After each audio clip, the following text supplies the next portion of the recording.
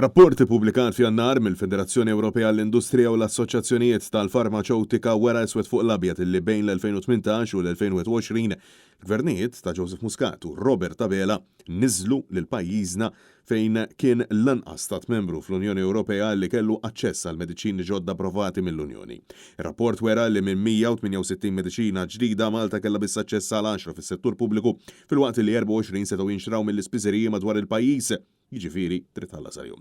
Dan ifisser li 70% tal-mediċini li ġew studjati lanqas biss ġew konsidrati li jidħlu fis-settur tas-saħħa ta' Malta. Il-ġimgħa wara nofsinhar mistieden waqt il-programm NetLife id-deputat nazzjonalista Ian Vassallo flimkien mad-deputat Claudette Buttigieg spjega li mid-diskors li jingħad mill-esponenti laburisti fosthom Chris Fern u Clyde Caruana, Ministri tas-Saħħa u l-Finanzi, ippretenda li se jsib lil pajjiżna minn ta' quddiem. Però dan ma kienx il-każ. U insista li dawn huma mediċini li jistgħu waslu għal pazjenti sabiex ikollhom trattament aħjar u li, konsegwenza tagħhom, jisofru minn inqas komplikazzjonijiet b'mediċina aħjar. Din hija importanti li x'hekk il-gvern qed jgħidilna x'm'għandux flus biex jixtri l-mediċini għax nefaqhom narġgħu ngħidu fuq il-vitals, qed ifisser li dan ma jridx idaħħal mediċini ġodda li fil-long run, jiġifieri meta daw ħajjoħduhom, ħajkun hemm inqas spejjeż fuq l-isptar. Għaliex jekk inti għandek id-dijabete kontrollat, pereżempju, ħajkollok inqas ulċeri, inqas amputazzjonijiet, inqas nies li jitilfu l-viżjoni tagħhom. Din hija importanti ħafna. Id-deputati nazzjonalisti saħħu li l-gvern ta' Abela qiegħed ifalli bil-kbir fis-settur tas-saħħa bi Claudette Buttigieg tinsisti illi l-miljuni ta' euro mogħtija lil Stewart Healthcare fl-aħħar budget setgħu faċilment marru għal mediċini li tant għandhom bżonn diversi Maltin u Ewċin.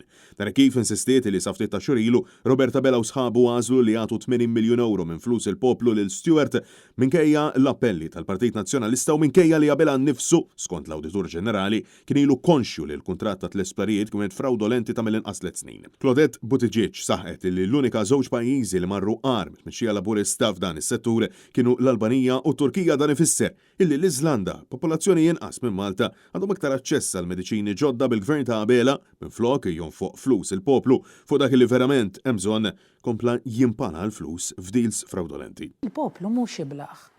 Il-poplu mweġġa b'dak li qiegħed jiġri għaliex meta inti tara il-filmati tal-barumbara tal-ħamim li kienet darba l-Isptar San Luqa b'dawk is-sodod kollox imkisser eċċetera. Imbagħad fl-istess nifs nafu min qala dawk il-flus, kemm xtara karozzi lussużi, kemm iddandonu, kemm gawda u fanga. U mhux ngħidu aħna, xtajt deputata laburista li hija Rożjan Kutajjer huma jitħanżru. U aħna bla mediċini. Francesco Catania, għal Net News.